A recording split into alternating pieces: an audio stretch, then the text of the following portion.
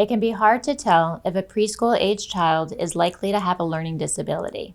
When kids are young, they develop skills at different speeds, and kids have different strengths and weaknesses. As they get older, and their abilities usually even out. But there are some signs in preschool and early school that a child may be diagnosed with a learning disorder later on. First, let's start with talking about what a learning disability is. Learning disorders are diagnosed when a child is having serious trouble with a specific academic skill or subject, like math or reading.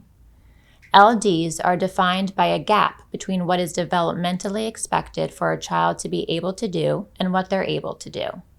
For example, a child who has no trouble keeping up with their peers in other ways, but is falling way behind in reading. Though some disorders like autism can and often are diagnosed during a child's preschool and early school years, learning disorders usually don't become apparent until kids are a bit older, when they've had a chance to be exposed to formal schooling. This is partially because when it comes to early learning, kids develop skills at different speeds.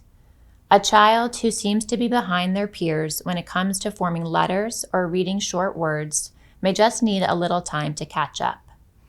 Being at the younger or older end of the class can mean some children are a little ahead or behind other students. And just like adults, different kids have different strengths and weaknesses. One child might excel at counting but struggle to write their name, while another might be reading basic words early on but have trouble with numbers. As they grow and mature, their abilities usually even out. For some children, however, those early learning struggles may signal future academic difficulties. And though kids may be too young for a formal diagnosis in the preschool and early kindergarten years, support and, if necessary, early intervention can have big benefits. Here are a few signs you can look out for in a child's early learning years. Fine motor control. Issues with fine motor control can come out early on. You might see children struggling to learn how to hold a crayon correctly, having trouble using utensils, or shying away even from coloring or drawing shapes because it's physically hard for them. Catching those issues early gives parents the chance to put supports like occupational therapy in place to strengthen those skills so they don't become a barrier to learning later on. Language problems. Trouble understanding or using language can be a sign that a child may later be diagnosed with a language-based learning disorder. There are different functions of language that can be impaired. Children can have issues with receptive language, meaning they have a difficult time understanding words they're hearing or reading. Or they can struggle with expressive language, trouble using words to express themselves. Children can also have issues with both. Early reading skills. Though most children are barely reading basic words during the preschool years, they're building the skills that form the building blocks of reading in other ways. During this time, there's a lot of play with sounds, like rhyming games or word and sound matching. If a child is really struggling to pick up on the sounds or doesn't seem to grasp rhyming, that's something you should watch a bit more closely. Early math skills. When kids are just learning to count, if the numbers just don't come that easily to them, or they're not seeming to grasp the fundamentals of counting, like putting things in order, that might be something to watch. Issues with numbers can become especially clear around first grade. If by the end of first grade, a child isn't really grasping the basic concept of addition, that would be a cause for concern. Behavioral clues. If you notice your child frequently gets frustrated or upset during a certain activity, like drawing shapes or building with blocks, that may be a sign that the skills required for that type of learning are a challenge for them. If there's something that a kid is unwilling to do or is getting upset when they're asked to do it, it's probably because it's hard. The question becomes, why is it hard? Is it that they haven't been taught this skill? Or is it because the child is having a hard time staying focused, or because the task itself is hard? ADHD symptoms. Another behavioral clue worth considering during the early years is signs of ADHD.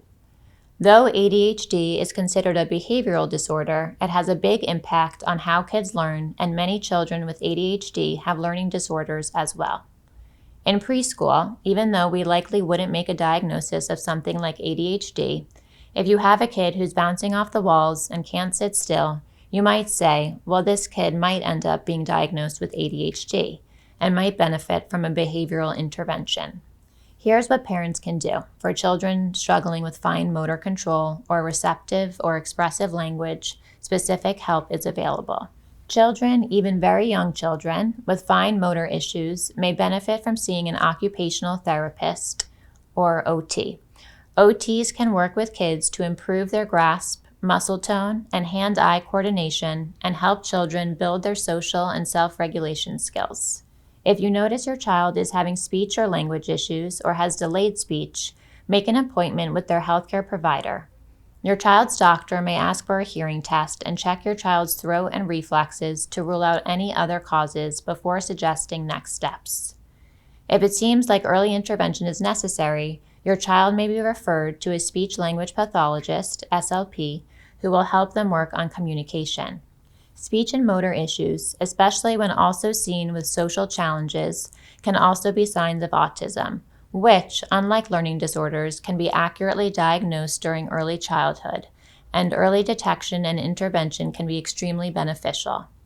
If you or your child's teacher or doctor notice your child is showing some of the early signs of autism, make an appointment to have them evaluated by a professional.